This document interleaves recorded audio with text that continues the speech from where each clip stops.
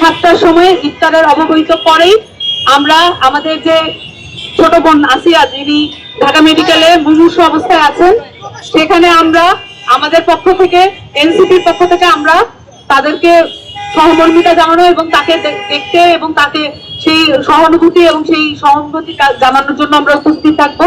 আসসালামু আলাইকুম।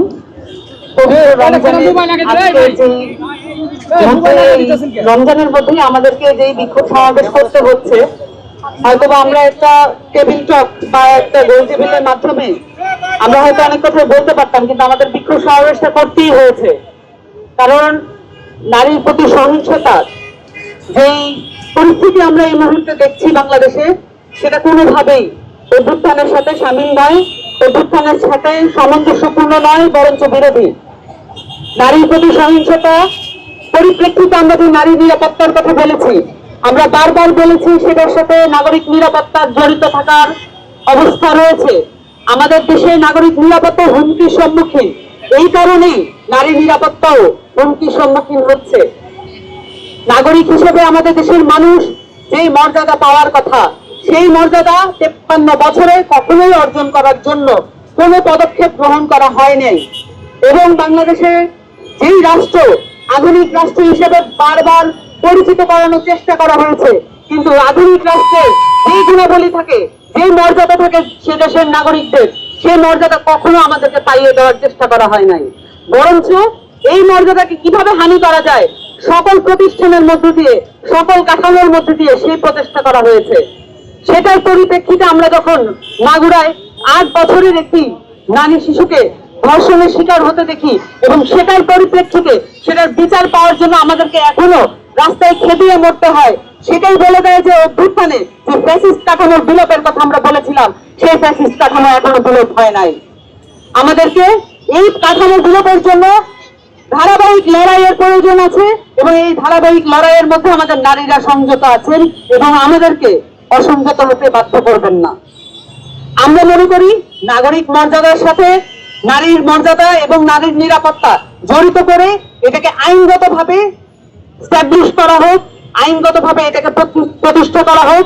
কোন ধরনের প্রশ্নবিদ্ধ আইন দিয়ে নারীর নিরাপত্তা নিশ্চিত করা যাবে না।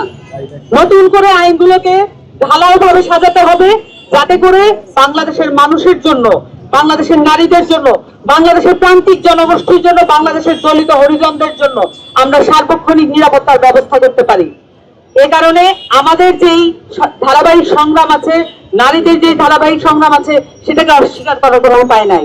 অভ্যুত্থানের প্রত্যেকটি ধাপে ধাপে নারীরা তাদের যে ভূমিকা দেখিয়েছেন, তারপরও অভ্যুত্থানের পরে আমরা দেখতে পাচ্ছি এটাকে অস্বীকার করার পায়তারা চলছে।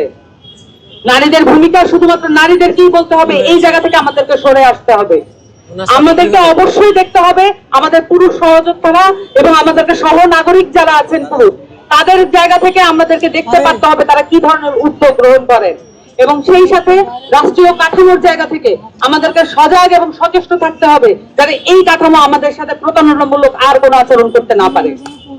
এবং সেই সাথে আমরা আমাদের এই রাষ্ট্র পুনর্গঠনের যে স্বপ্ন দেখতে চাচ্ছি, সেই সাথে এইখানে যে রাজনৈতিক জায়গাগুলো আছে, নারীদেরকে এখানে নেতৃত্ব হিসেবে উঠে আসার জন্য, ঘুরে দাঁড়ানোর জন্য যেই জায়গাগুলো করে দেওয়া প্রয়োজন, সেটা পুরো উল্টো দিকে পুরো রাজনৈতিক কাঠামো চলছে, পুরো রাজনৈতিক সিস্টেম এটার উল্টো দিকে চলছে।